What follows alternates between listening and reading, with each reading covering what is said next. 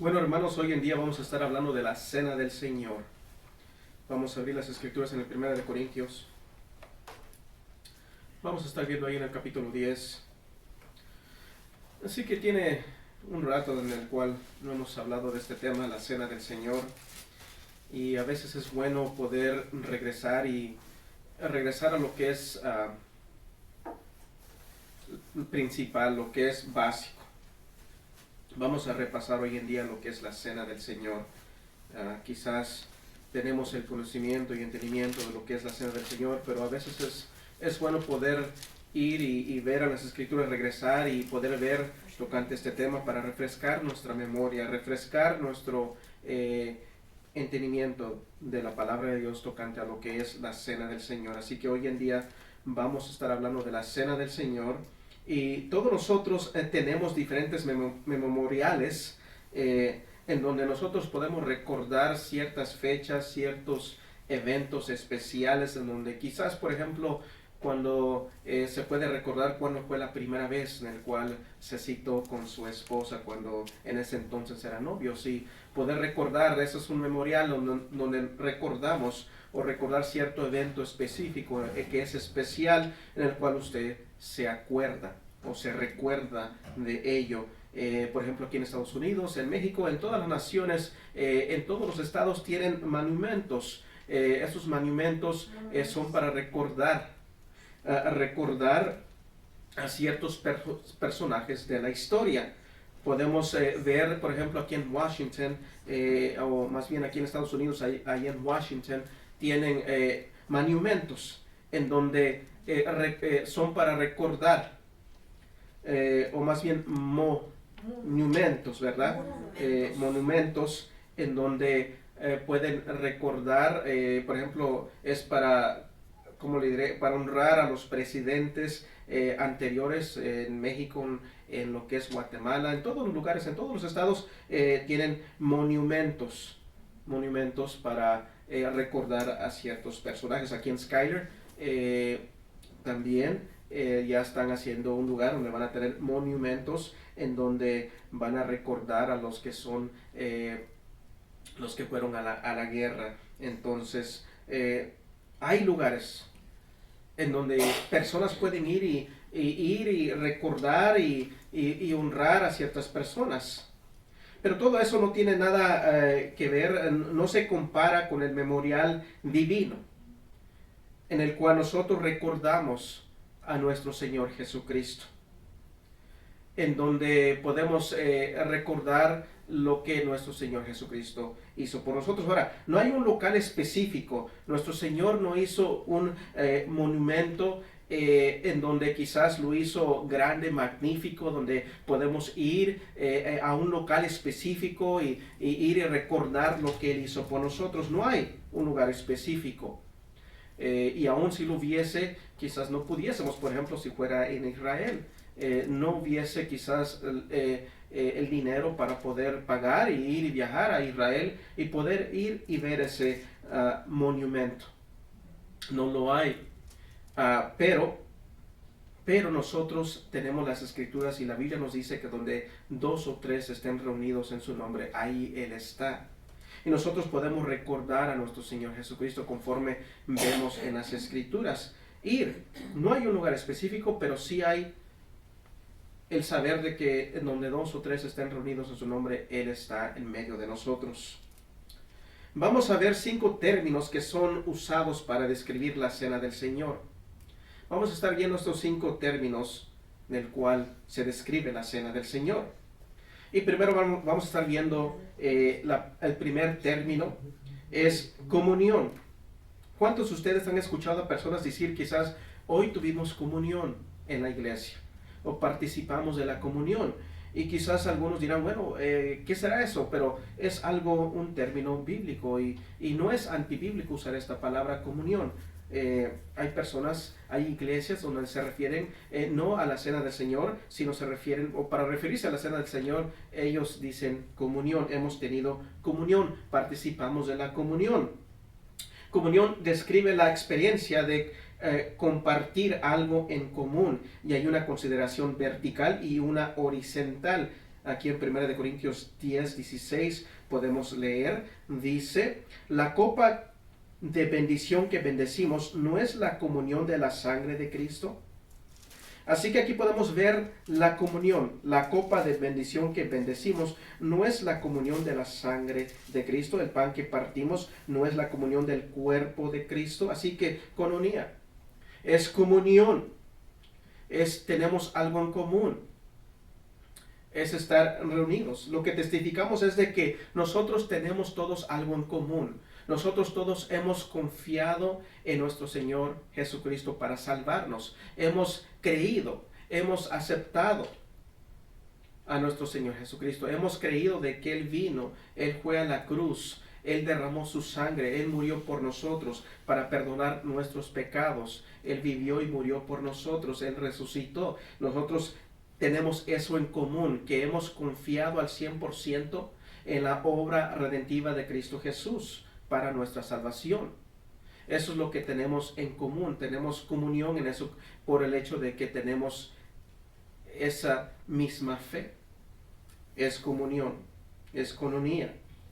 Creemos en lo que la Biblia nos dice tocante a nuestro Salvador, tocante el plan redentivo de Dios para salvar a las almas perdidas. Y estamos unidos en esa fe. Y no solamente unidos en esa fe, sino unidos como el cuerpo de Cristo que somos, como cristianos unidos en un mismo pensar, una misma fe. Es por eso que cuando en una iglesia hay divisiones, hay pleitos, hay problemas, y después ir y decir vamos a tener comunión, pues sería un poco algo de hipocresía. A decirle que tenemos comunión cuando estamos divididos, cuando no hay unidad.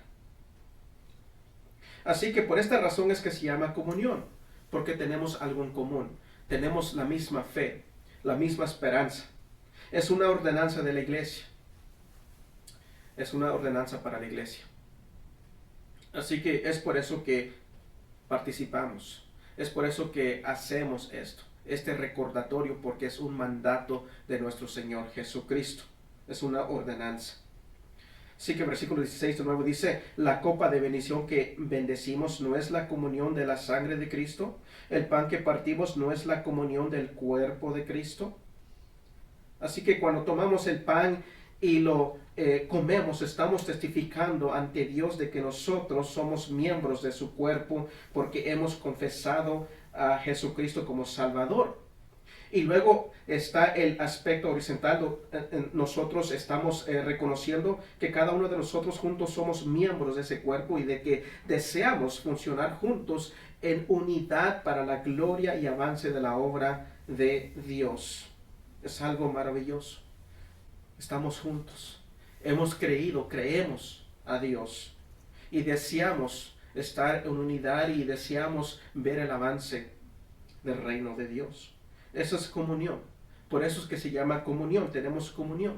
Así que si ustedes escuchan a alguien decir o referirse a la cena del Señor como comunión, pues no es antibíblico, sino es bíblico. Y ahí viene el nombre, comunión. Así que es la primera referencia. Término que se usa para referirse a la cena del Señor es comunión. La segunda es la mesa del Señor.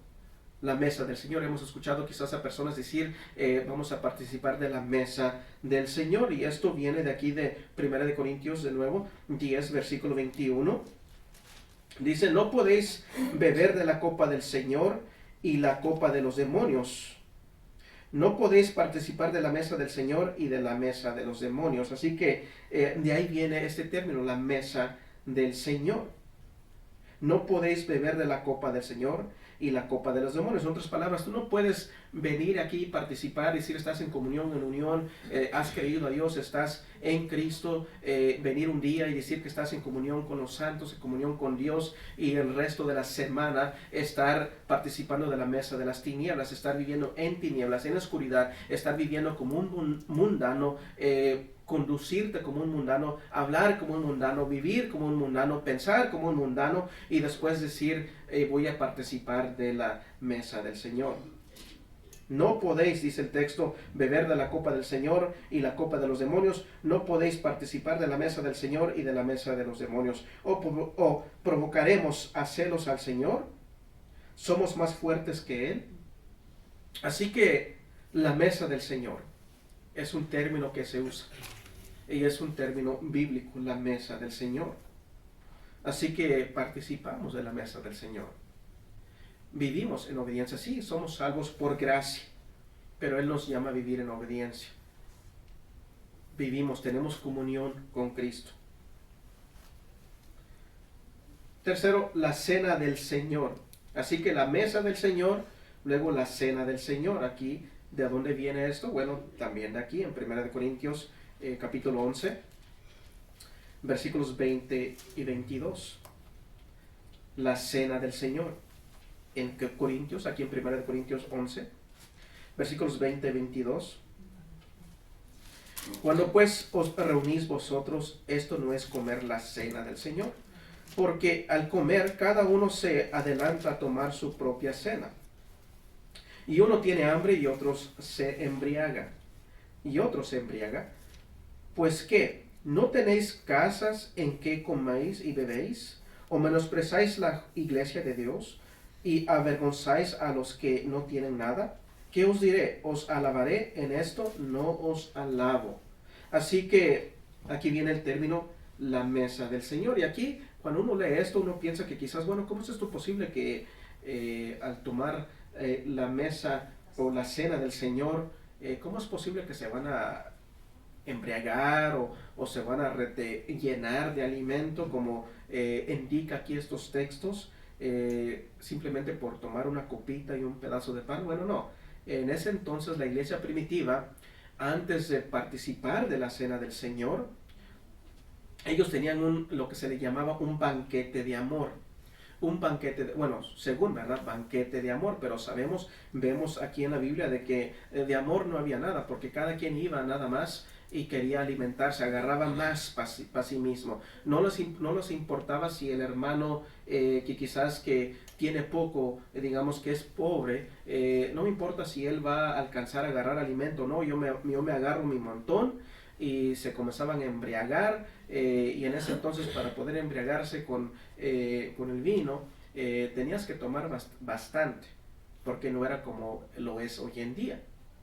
Y se habla de que en ese entonces ellos no tomaban un vino que era fermentado, porque toma que levadura y las cosas eran sin levadura, así que muy probablemente no era así, pero ellos llevaban para embriagarse, o tomaban de lo que había quizás ese vino que no era tan fuerte, pero ellos se embriagaban. Ellos miraban tener lo suyo propio, no iban con consideración en participar, estar en comunión de nuevo, tener comunión, tener amor y juntos unánimes, participar de este banquete de amor, alimentarnos, cada quien fijarse que todos tengan. Y eso es lo que sucede. Si podemos ver cuando iglesias, o hay en iglesias donde hay cierta celebración y hay alimentos, hay algunos que se quieren apurar, oye, ir rápido porque quiero agarrarme lo mejor que hay. Y no importar si el otro agarra o no agarra, yo voy o voy por segundas o terceras. Si tú quieres llenar una iglesia, tú nada más anuncia de que va a haber un gran banquete, que va a haber alimento, y muchos van a ir y van a llegar ahí, pero no, estas personas iban, el pecado de ellos es que iban a este banquete no tomando en cuenta la cena del Señor. A ellos no les importaba tanto el hecho de que se iba a participar de la cena del Señor. Ellos simplemente iban porque estaban interesados en su propio alimento, en su estómago, en tener, digamos, un buen tiempo, en tener un buen alimento. Y así hay personas que van a las iglesias simplemente por el hecho de que hay alimento. Y como he mencionado antes, la iglesia no es un restaurante. Pero hay iglesias que se anuncian como si fuesen restaurante. Y sí van personas a visitar, pero van con el único propósito de alimentarse. Y no van con el propósito de conocer de Dios, conocer de la palabra de Dios, de la voluntad de Dios, de quizás que busquen arrepentimiento y una fe genuina de participar en lo que es cristianismo en ser genuinamente salvos, no, sino buscan solamente un alimento. Y es triste de que hay iglesias que usan ese medio, el alimento, para atraer a personas, pero vienen, pero con un único propósito de alimentarse. Jesús en una ocasión les dijo, ustedes me siguen, eran varios, me siguen, pero porque yo les di alimento. No en realidad porque estén interesados en saber quién soy yo, o porque estén interesados a seguirme como su Señor, simplemente por el alimento. Vamos a ir aquí en Judas, capítulo 2, y dice algo específico tocante esto. Judas, en el libro de Judas, versículo 12.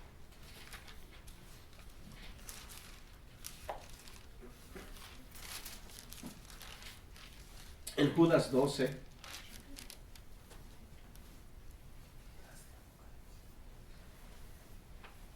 dice, estos son manchas en vuestros ágapes, que comiendo impúdicamente con vosotros se apacientan a sí mismos, nubes sin agua llevadas de acá para allá por los vientos, árboles otoñales sin fruto, 2 veces muertos y desarraigados. Desarraigados, ese es el tipo de personas que hay. Solamente buscan un alimento. Solamente buscan, y uno dice, wow, mira que tanta gente viene. Pero es gente que está interesada nada más en alimento. No está interesada en lo que, no están interesados en lo que es la palabra de Dios, no están interesados en conocer a Cristo. Solamente buscan alimento. Voy porque me dan y hay personas que no, o personas saben y ven de que hay personas que van a las iglesias solamente cuando hay alimento. Y es por eso que digo que la iglesia no es un restaurante.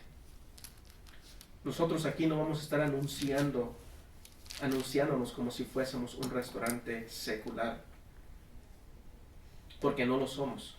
Somos una iglesia. Aquí hay alimento, pero alimento espiritual. Aquí hay palabra de Dios para tu crecimiento espiritual. No hay alimento físico. Así que de esto se está hablando. De esto se habla cuando se habla de la cena del Señor. Participamos de la cena del Señor. Venimos a la iglesia con reverencia. Cuarto, hay un término, este término no es usado por iglesias en sí de sana doctrina. Es un término que quizás pueda ser usado dependiendo, determinando qué es lo que tú te refieres en usar este término. Es la Eucaristía. La Eucaristía. Esta palabra viene de aquí de 1 Corintios 11:24. Aquí en 1 Corintios 11:24.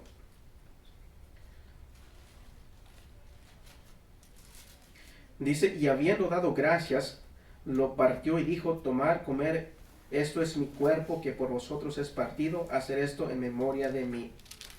Así que Eucaristía, ¿de dónde viene esto? ¿A dónde lo leo? Bueno, y habiendo dado gracias, ahí viene, ahí está, Eucaristía, de ahí viene la palabra, es dar gracias, literalmente, quiere decir dar gracias, damos gracias. Damos gracias por lo que Dios hizo por nosotros. Lo repito, este término Eucaristía no es usado en iglesias bíblicas, pero en sí se refiere a dar gracias. Ahora, sabemos que entre los católicos romanos esta palabra es usada.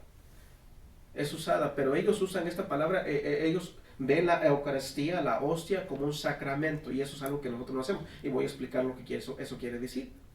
Ahora, si una persona dice, participé de la Eucaristía, bueno, ¿a qué te refieres? ¿Te refieres a que participé en dar gracias a Dios por lo que Él hizo por nosotros? ¿O dar gracias a Cristo por lo que Él hizo por nosotros en la cruz del Calvario? Bueno, ok, es aceptable. Pero es un término que casi no usamos, aquí no lo usamos, y iglesias de sana doctrina no usan este término, pero si viendo a lo que se refiere dar gracias, bueno, pues sí, se puede. En ese sentido, sí, digamos que puede ser usado el término a referirse a la cena del Señor. Quinto es el partir pan.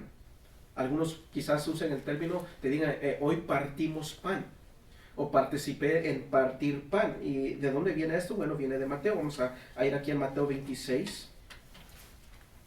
Mateo 26, versículo 26. En Mateo 26, versículo 26. Dice, y mientras comía, tomó Jesús el pan y bendijo, y lo partió y dio a sus discípulos y dijo, tomad, comer, esto es mi cuerpo. Y mientras comían, tomó Jesús el pan y bendijo. Así que de ahí viene partir pan. También estamos aquí en Hechos, podemos ver aquí en Hechos, vamos a ir en el libro de Hechos. Es bueno que nosotros veamos con las escrituras. Aquí saben de que me gusta de que nosotros también veamos, usemos nuestra Biblia para poder manejar la Biblia bien. Así vamos aprendiendo a manejar nuestras Biblias.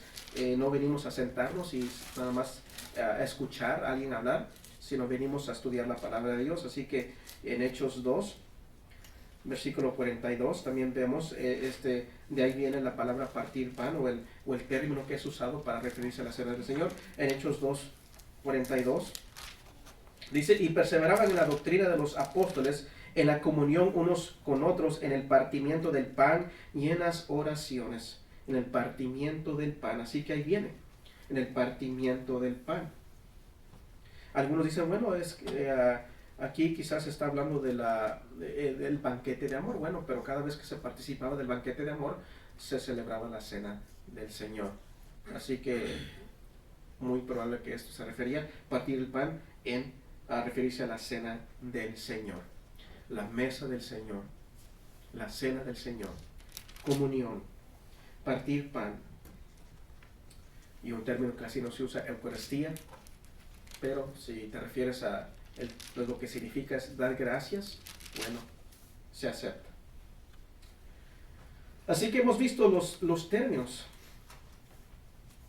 para referirse a la cena del Señor, que es comunión, la mesa del Señor, la cena del Señor, la Eucaristía, el partir el pan.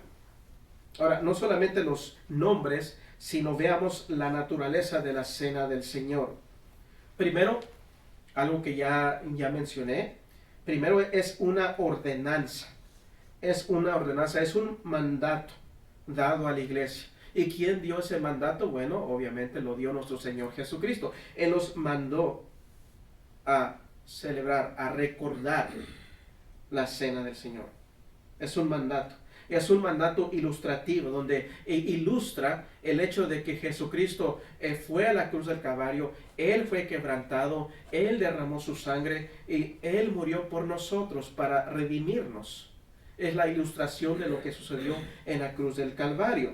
Así que es un mandato ilustrativo. Es lo que es, y es por eso que nosotros como iglesia y todas las iglesias bíblicas celebran de la cena del Señor, porque es un mandato dado a los cristianos a recordar. Es un mandato ilustrativo. Y también es un mandato continuo. Es continuo, es un mandato que se hace continuamente. ¿Hasta cuándo? Bueno, hasta que nuestro Señor Jesucristo regrese. Así que es un mandato continuo. Lo hacemos. No es que lo hacemos nada más una vez y ya pasan años y no lo hacemos, sino lo hacemos continuamente. Ahora, obviamente hay personas que dicen que cada cuándo. Bueno, la Biblia no nos dice específicamente, pero sí nos dice que lo recordemos. Hay iglesias que lo hacen cada semana. Algunos lo hacen una vez al mes, otros lo hacen cada otro mes, solo cada 3 meses, medio año, una vez al año. La cosa es que se haga. Ahora, hay personas, hay iglesias que no toman el camino en celebrarlo cada semana, porque a veces como que llega a ser algo normativo y se pierde esa reverencia, por decir, se pierde eso especial y nada más personas llegan a decir, no es el Señor, como algo común, pero no es así. Así que es un mandato continuo, es una observancia simbólica, es una ordenanza simbólica, simboliza lo que Cristo Jesús hizo por nosotros. Cuando se parte el pan, Él fue quebrantado, Él derramó su sangre. Es lo que es simbólico, la participación de la cena del Señor. Es algo que tenemos que tener bien claro, es simbólico. Ahora, entendamos de que esto no es no es un sacramento. No es un sacramento.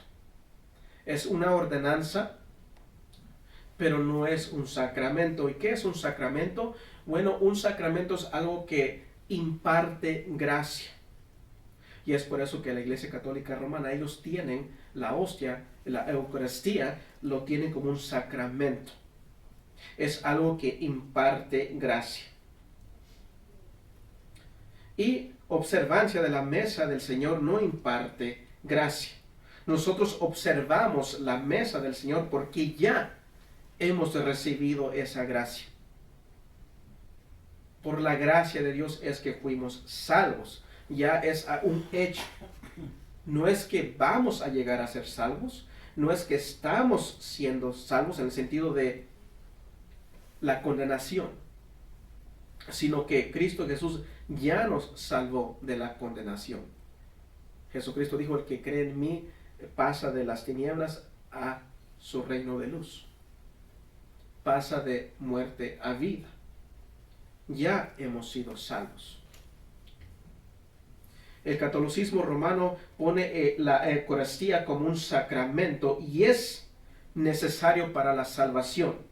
Es necesario para la salvación. Así que cada vez que toman de la hostia de la Eucaristía, ellos creen que están recibiendo gracia. Está siendo impartida la gracia poco a poco a ellos. Y es necesario para salvación. Es un elemento que es un sacramento. Así que tú haces los sacramentos porque son pasos, eso te imparte gracia, es necesario para tu salvación. A la luz de la Biblia vemos de que no es un sacramento, no imparte gracia. Es simbólico, recordamos lo que Cristo Jesús hizo por nosotros, pero no nos da salvación. No imparte gracia salvífica a nosotros el pan cuando lo tomamos. Así que tengan eso muy en claro, no es un sacramento. Es una ordenanza dada por el Señor. Tercero, es simbólica. Es simbólica. Y es importante que nosotros entendamos que el pan y la copa representan el cuerpo y la sangre de Cristo. Es representativo. Obviamente cuando Jesucristo partió el pan y levantó la copa, obviamente él todavía no había ido a la cruz del Calvario, pero era simbólico de que él iba a ir, él ya fue a la cruz del Calvario, él ya derramó su sangre, es simbólico. Nosotros entendemos eso, nosotros a la luz de la Biblia sabemos de que esto es simbólico, ¿no? Hoy en día no vamos a tomarnos el tiempo para ver esto, ¿verdad? Para poder ver de qué es simbólico. Pero es simbólico. Y hablando de esto, muchos van a decir y preguntarse porque están acostumbrados a la tradición que quizás ellos han tenido antes. Aquellos que quizás no son cristianos dirán, bueno, ¿qué de la transubstanciación? ¿Qué de la transubstanciación? La creencia que cuando el sacerdote eleva la hostia y la consagra, se cree que literalmente la hostia para de ser pan y literalmente llega a ser el cuerpo de Cristo. El vino para de ser vino y literalmente es la sangre de Cristo. Ellos creen eso. Esa es la transubstanciación. Cuando el sacerdote levanta la hostia, cuando tú vas a misa, se está haciendo un sacrificio sin derramamiento de sangre. Es lo que está sucediendo. Se está sacrificando a Cristo de nuevo. Es la transubstanciación. Esa es la creencia. Nosotros no somos canibalistas. No lo somos. Jesucristo no nos mandó a literalmente comer su carne y beber de su sangre. No, es simbólico, pero el catolicismo romano te quiere que tú creas de que literalmente la hostia, que es pan, para de ser pan y llega a ser literalmente el cuerpo de Cristo. Y el vino para de ser vino y literalmente es la sangre de Cristo. Tú puedes tomar la hostia antes de ser consagrada, tú la puedes probar un poco y decir, ok, sabe como a pan. Puedes tomar del vino que ellos usan y ok, es vino. Y después que es consagrada, tú tomas ese pan y lo pruebas de nuevo y dices, ok, sabe igual a pan. Y de nuevo pruebas el vino o sabe a vino. Pero ellos te dicen, no, tus 5 sentidos te dicen que sigue siendo pan. y sigue siendo vino, pero niega lo que tus 5 sentidos dicen y tú tienes que creer que literalmente ha sido una transformación. Y si esto fuese cierto, no hubiese lugares, por ejemplo, ahí en Wisconsin, ahí, o lo que es Illinois, hay un lugar donde es para sacerdotes que tienen problemas de alcoholismo, por lo mismo hecho de que están tomando vino. Si fuese convertido literalmente en la sangre de Cristo, no hubieran alcohólicos, sacerdotes. Sí que podríamos decir mucho más, pero no llega a ser literalmente el cuerpo de Cristo. La transubstanciación no es algo bíblico. No somos canibalistas. Tampoco la cena del Señor es consubstanciación. Tampoco, no es consubstanciación. Este término no es un término que es usado en la Iglesia Católica, no es usado a menudo, pero es un término que lo usan otras denominaciones. Algunas luteranas usan ese término y otras iglesias usan consubstanciación. Ellos creen que Cristo está en medio de los elementos. Substanciación, ahí viene está con los elementos. Y creen que a cierto punto cierta gracia es impartida a aquellos que participan de la mesa del Señor. Así que no es transubstanciación, no es consubstanciación tampoco. Pero nosotros creemos que la palabra de Dios enseña que es representativo. Los elementos representan que Cristo Jesús, recordamos, representa que Cristo Jesús fue quebrantado. Él derramó su sangre. Recordamos lo que Él hizo por nosotros. ¿Quiénes son los que participan de la cena del Señor? ¿Quiénes son? Hay iglesias, por ejemplo, si tú no eres miembro de esa iglesia, si digamos que tú llegas a visitar y de repente en ese día se celebra la cena del Señor, ellos te van a decir, no, tú no puedes participar. Si eres cristiano, si has creído en Jesucristo, si vienes de una iglesia bíblica, y digamos ellos son bíblicos, también hay iglesias que dicen, lo siento, pero no puedes participar porque no eres miembro de esta iglesia local. Hay iglesias que son así. Y es por el hecho que miran esto aquí en el libro de Hechos 2. En Hechos 2, vamos a ver aquí versículos 41 y 42. En Hechos 2, 41 y 42. Dice, así que los que recibieron su palabra fueron bautizados y se añadieron aquel día como 3,000 personas. Y perseveraban en la doctrina de los apóstoles, en la comunión unos con otros, en el partimiento del pan y en las oraciones. Así que esto es local, dicen ellos. Y sí, ellos en este día sabemos de que se reunieron, ellos fueron bautizados, unánimes, los que estaban ahí, los que eran de esta iglesia participaron. Pero tenemos que recordar que en ese entonces apenas la iglesia había nacido. No habían otras iglesias. Así que hay algunos que tienen esa práctica. Dice, si no eres miembro de esta iglesia no puedes participar. Nosotros no tomamos esa posición, ¿verdad? Si creemos que todo aquel que es cristiano, que ha realmente confiado totalmente en la obra redentiva de Cristo Jesús, ellos son partícipes. Han obedecido al mandato de nuestro Señor Jesucristo del bautismo, ¿verdad? Otra vez el bautismo pues es un acto de obediencia del cristiano. No se bautiza a la persona para ser cristiana, sino porque es cristiano. Así que cuando vemos lo que la cena del Señor ilustra, vemos aquí en 1 Corintios donde dice la comunión del cuerpo de Cristo, la comunión del cuerpo de Cristo. Y esto habla de todos los cristianos. No solamente es algo local, sino la comunión del cuerpo de Cristo, de todo cristiano. Nosotros creemos de que todo aquel que es genuinamente cristiano, que le ha confesado al Señor Jesucristo como Señor Salvador, ha confiado totalmente en la obra redentiva de Cristo Jesús para su salvación. Una persona que no está mirando a sus obras, no está mirando sus méritos para salvación, sino que ha confiado realmente en Cristo Jesús al 100% por su salvación. Cristo Jesús te salva al 100%. Ellos pueden participar de la cena del Señor. Así que, ¿quién debe de participar de la cena del Señor? Bueno, todos aquellos que conocen al Señor Jesucristo como su Salvador, como lo he dicho. Todo aquel que conoce a Jesucristo como su Señor y Salvador.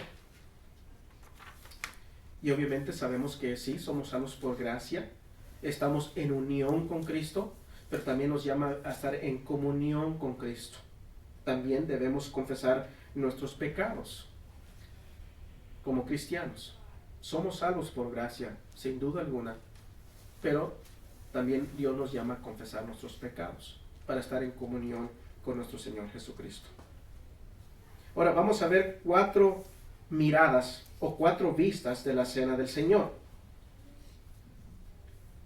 Primero, una vista hacia atrás, una mirada hacia atrás o una vista hacia atrás, como lo quieras ver. Miramos hacia atrás. Y vamos a ver aquí unos versículos que es importante que veamos en Mateo 26. Así que miramos hacia atrás. Cuando se habla de la cena del Señor, nosotros miramos hacia atrás. Vamos aquí en Mateo 26.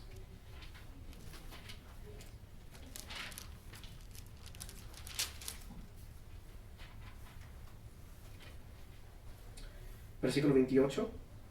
Mateo 26, versículo 28 dice: porque esto es mi sangre del nuevo pacto, que por muchos es derramada para remisión de los pecados, porque esto es mi sangre del nuevo pacto, que por muchos es derramada para remisión de los pecados. Así que miramos hacia atrás, lo que Cristo Jesús hizo en la cruz del Calvario. Primera de Pedro, vamos a ir aquí en Primera de Pedro. En Primera de Pedro 1, versículos 18 y 19. En Primera de Pedro 1, versículos 18 y 19. Sabiendo que fuiste rescatados de vuestra vana manera de vivir, la cual recibiste de vuestros padres, no con cosas corruptibles como oro o plata, sino con la sangre preciosa de Cristo, como de un cordero sin mancha y sin contaminación. Sabiendo que fuiste rescatados de vuestra vana manera de vivir, la cual recibiste de vuestros padres, no con cosas corruptibles como oro o plata, sino con la sangre preciosa de Cristo, como de un cordero sin mancha y sin contaminación. Así que miramos hacia atrás, nosotros miramos hacia atrás al Calvario, lo que Cristo Jesús hizo por nosotros. Aquí en 1 de Pedro 2, versículo 24, dice: quien llevó él mismo nuestros pecados en su cuerpo sobre el madero, para que nosotros, estando muertos a los pecados, vivamos a la justicia, y por cuya herida fuiste sanado, por cuya herida fuiste salvos. A eso se refiere. Cristo Jesús promete salvación a todo aquel que cree y confía totalmente en Él. Y aquí está citando Isaías, el libro de Isaías. A eso se refiere. No se refiere de que Dios está prometiendo sanidad física, sino aquí está hablando de lo espiritual. Así que, ¿quién llevó él mismo nuestros pecados en su cuerpo sobre el madero, para que nosotros, estando muertos a los pecados, vivamos a la justicia, y por cuya herida fuiste sanado? Así que miramos hacia atrás. Aquí en 1 de Pedro 3, versículo 18, cuando hablamos de la cena del Señor, nosotros tenemos una mirada hacia atrás, una vista hacia atrás, miramos hacia atrás, recordamos. 1 de Pedro 3, versículo 18, dice: porque también Cristo padeció una sola vez por los pecados, el justo por los injustos. ¿Quiénes eran los injustos? Bueno, nosotros éramos pecadores, dignos de la ira de Dios, para llevarnos a Dios, siendo a la verdad muerto en la carne, pero vivificado en espíritu. Así que miramos hacia atrás. El justo por los injustos. Él murió por nosotros para salvarnos. En 2 de Corintios 5, 21, regresando aquí en 2 de Corintios, en 2 de Corintios 5,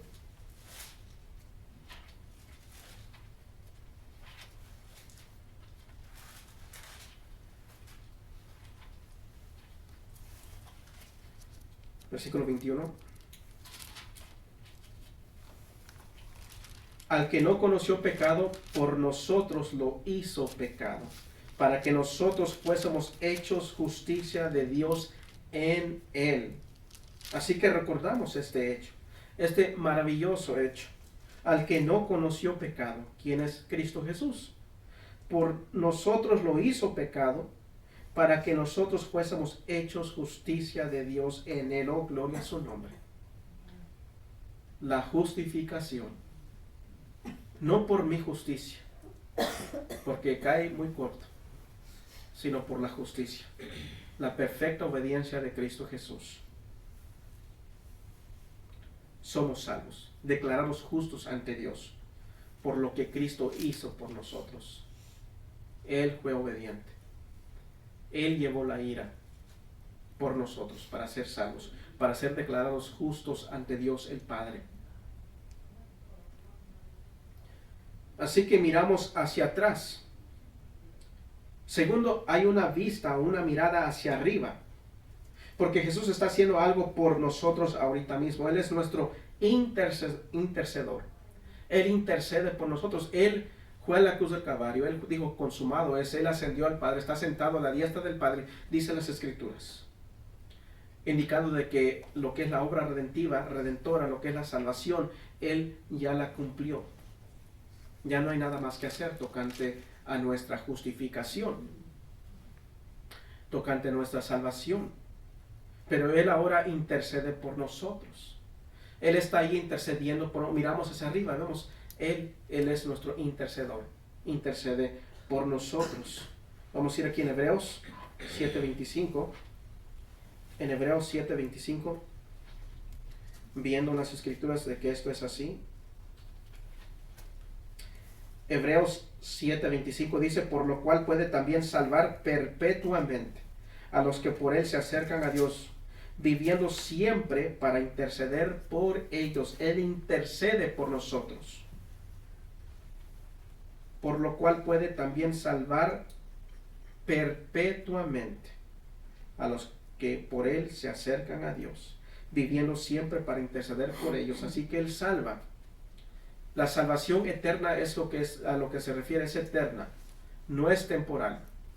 Es contradictorio decir que la salvación eterna se pierde, porque entonces no sería eterna. Sería temporal quizás, pero es eterna. Y Él intercede por nosotros, no es nadie más. Nadie más intercede por nosotros, es Cristo Jesús quien está intercediendo por nosotros. Y también nos dice en Romanos 8 que también el Espíritu Santo intercede por nosotros, pero de ahí nadie más. Nadie intercede por nosotros, sino Cristo y el Espíritu Santo. Pero aquí vemos de que Cristo Jesús intercede por nosotros. Él es nuestro intercedor. Cristo también es nuestro abogado. También es nuestro abogado. Miramos Cristo, Él es abogado de nosotros, nuestro ayudador. Vamos a ver aquí en 1 de Juan 1. En 1 de Juan 1, o más bien 1 de Juan 2, versículo 1. Dice, hijitos míos, estas cosas os escribo para que no pequéis. Y si alguno hubiere pecado, abogado tenemos para con el Padre, a Jesucristo el justo. Abogado tenemos para con el Padre, a Jesucristo el justo. Él es nuestro abogado. Él es quien intercede por nosotros. Así que cuando observamos la cena del Señor, hay una mirada hacia atrás, hay una mirada hacia arriba. Tercero, también hay una mirada hacia adelante. Y esto es una expresión de fe. Nosotros miramos a Jesucristo y estamos esperando con una expectativa para ver lo que Él va a hacer cuando Él venga a contemplar o completar la obra de nuestra salvación. Hemos dicho y sabemos de que el paquete, por decir, de la salvación no es de que Cristo solamente vino y me liberó de la condenación eterna, sino que Él vino y me salvó de la condenación eterna, me está salvando del poder del pecado y me va a liberar del pecado. Ese es el paquete de la salvación: regeneración, justificación, santificación y glorificación. Eso es la salvación en totalidad. Y Él va a venir. Estamos con esa expectativa de que Cristo venga, nos libere. Estamos en esta tierra, luchamos contra el pecado. Nuestra naturaleza está inclinada a la obediencia a Dios, pero a veces desobedecemos, pero deseamos ser obedientes. Nos arrepentimos. Y como cristianos, mientras vivamos en este mundo, vamos a tener la lucha contra el pecado. Somos como un pez lleno contra la corriente.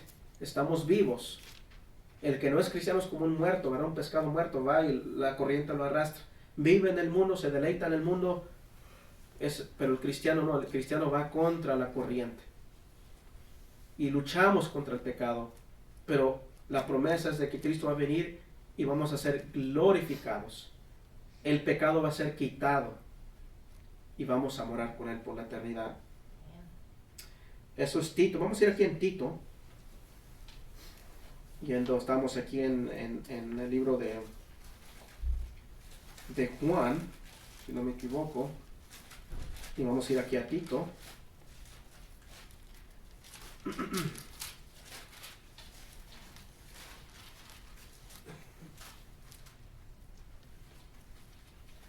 En Tito capítulo 2.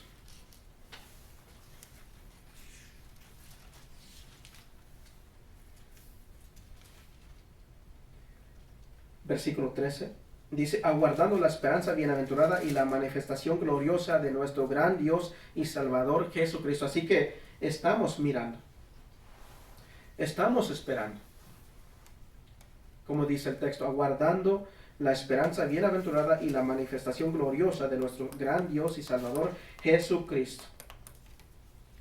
Estamos mirando hacia el futuro. Vamos a ir aquí en Filipenses 3. Vamos aquí en el libro de Filipenses.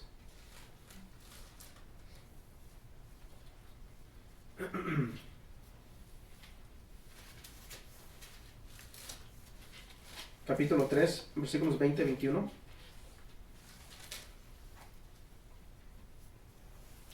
Dice, mas nuestra ciudadanía está en los cielos, de donde también esperamos al Salvador, al Señor Jesucristo, el cual transformará el cuerpo de la humillación nuestra para que sea semejante al cuerpo de la gloria suya, por el poder con el cual puede también sujetar a sí mismo todas las cosas. Así que el cual transformará el cuerpo de la humillación nuestra para que sea semejante al cuerpo de la gloria suya.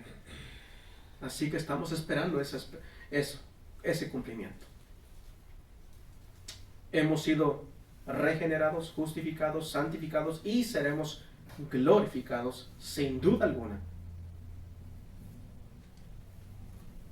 Aquí también en 1 Corintios 11. 1 Corintios 11, 26.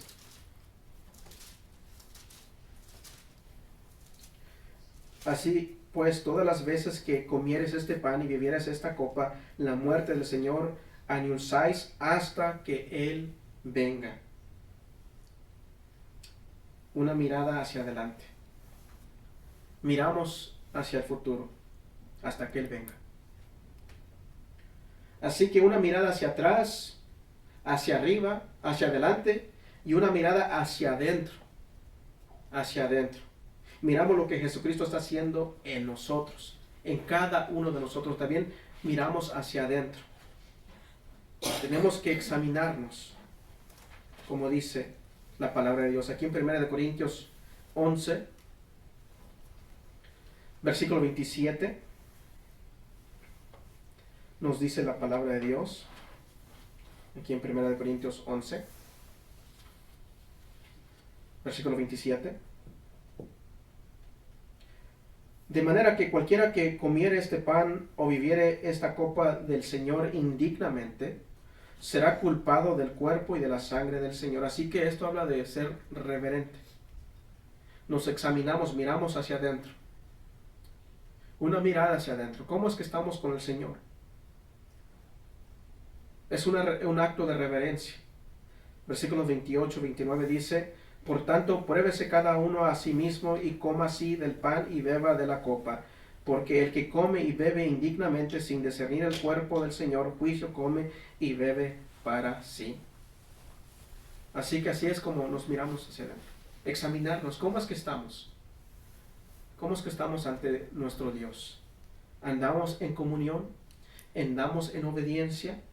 Versículos 30 y 32 dice, al 32 dice: por lo cual hay muchos enfermos y debilitados entre vosotros, y muchos duermen.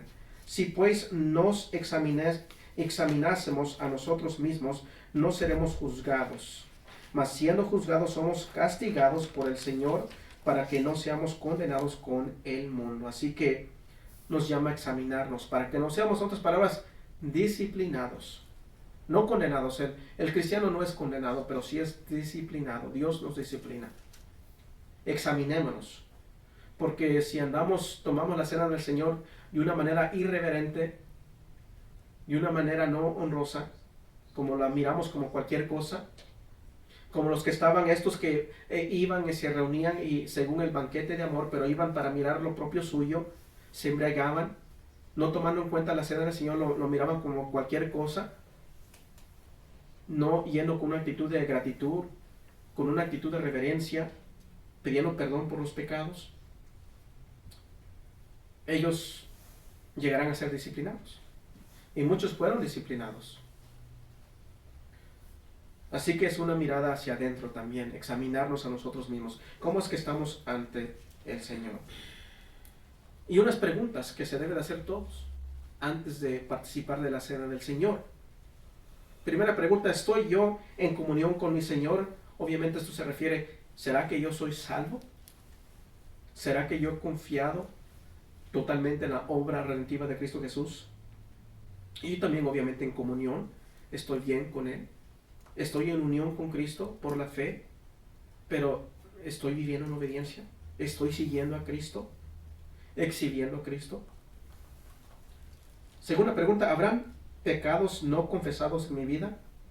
¿Será que hay algunos pecados que no he confesado al Señor? ¿Será que hay pecados en mi vida que no he confesado? ¿Es Cristo el Señor de mi vida? No solamente mi Salvador, sino que en realidad Él es mi Señor. ¿Busco ser obediente? ¿Busco seguir a mi Señor Cristo Jesús? Cuarto: ¿habrá alguna persona, alguna cosa, actitud que debo de dejar? ¿Alguna actitud pecaminosa? ¿Alguna persona que me es estorbo en mi andar, en mi camino, siguiendo a Cristo? ¿Habrá algún pecado, alguna cosa que me es estorbo en el cual debo de dejar? ¿Hay alguna área conocida de desobediencia que rehúso dejar? ¿Será que habrá una área de desobediencia en el cual estoy rehusando dejar? Bueno, esas son preguntas que debemos de hacernos. Algunos dicen: no, yo no voy a ir porque no voy a participar porque pues hay pecado en mi vida. Bueno, la Biblia nos dice: venid, estemos a cuenta, pidamos perdón, buscamos vivir en obediencia. Quizás hay algunos que quizás el pecado es, digamos, dicen: no, prefiero mantener mi pecado y mantenerme lejos del Señor. No, Dios nos llama a arrepentirnos de nuestros pecados y buscar ser obedientes a Dios. Así que espero que este mensaje haya sido